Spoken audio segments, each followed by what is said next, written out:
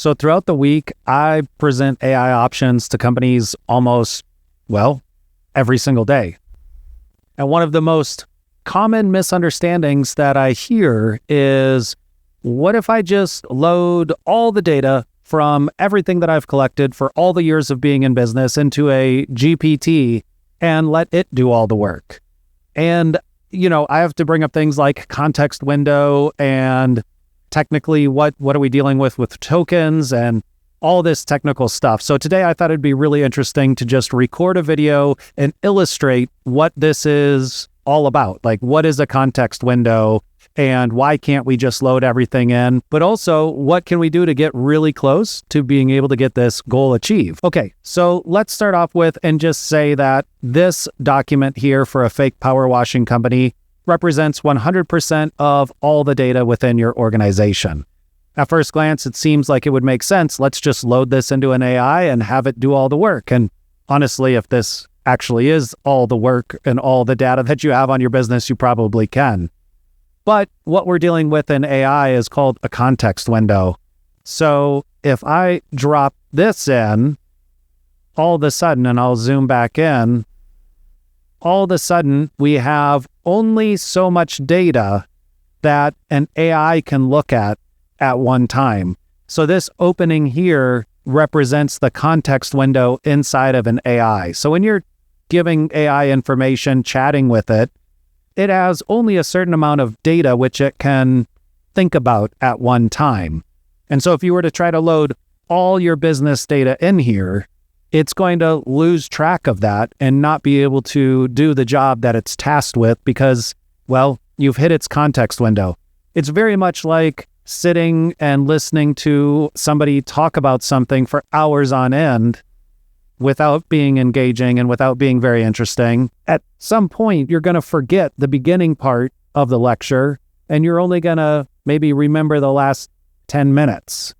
And that's your context window. So AI has a context window just like humans can only pay attention to things for so long. So if you were to feed it all the data, essentially, I'll scroll down here, everything's loaded, and then the context window keeps getting hit. And eventually you might end up something like this. So the AI can only remember the last little bit that you provided it, which this information is great, but it's not going to include, say, the unique selling proposition or the process. That's the main reason why you can't just dump everything into an AI and hope it can do its job. You're going to hit the context window, and the context window is generally measured in tokens. For example, it might be 125,000 tokens or 200,000 tokens or 2 million tokens. Now, this technology is advancing rapidly, as we all know, so context windows are going to vary in size. They're going to get bigger over time. Just like a computer used to take up a whole room, now we have supercomputers in our pockets. While we have smaller context windows today, I think the technology over the course of the next few years, we're going to see rapid growth, hopefully, within context windows. And eventually, we're going to be able to load a whole bunch of information into an AI and have it do its job. But for now, we're stuck with the context windows. So what do we do about this?